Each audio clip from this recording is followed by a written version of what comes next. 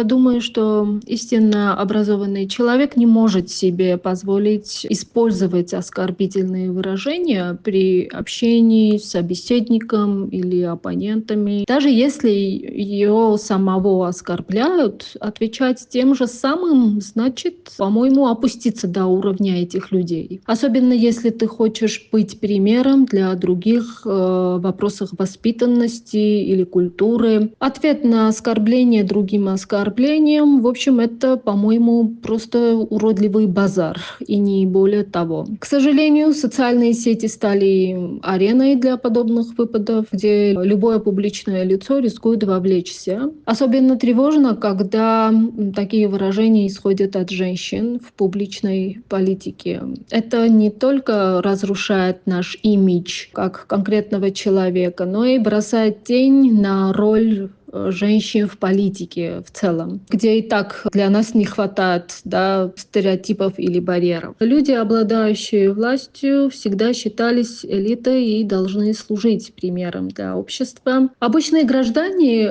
могут ругаться между собой дома, на улице или где-либо, не знаю. Еще это зависит от уровня их воспитания и образованности. Но государственные служащие, политики, общественные деятели не имеют на это право, потому что они несут ответственность за свое поведение и должны быть примером для граждан. То, что сейчас происходит в нашем обществе, все эти оскорбления, грубая полемика, насилие и другие подобные проявления, это результат моделей поведения, которые создала власть. Как говорят, какова власть, таков и народ. Когда ругань, хамство становится нормой в парламенте, это сигнализирует обществу, что моральные ориентиры окончательно стерты. Это просто деморализует политическую систему. Думаю, это связано с тем, что власть не несет перед обществом никакой моральной ответственности. Если ты не уважаешь граждан, которые тебя выбрали, и позволяешь себе ругаться при включенных камерах или вести себя как хочешь,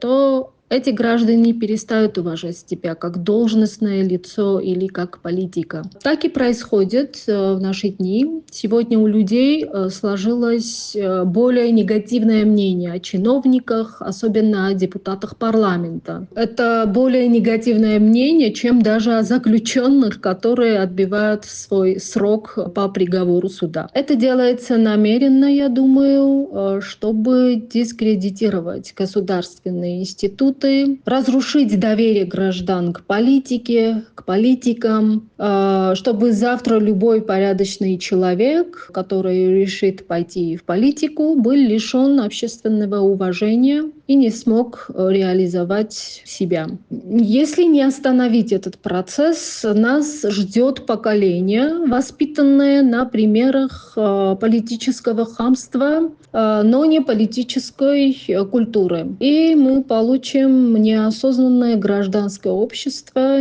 неспособное к конструктивному диалогу солидарности.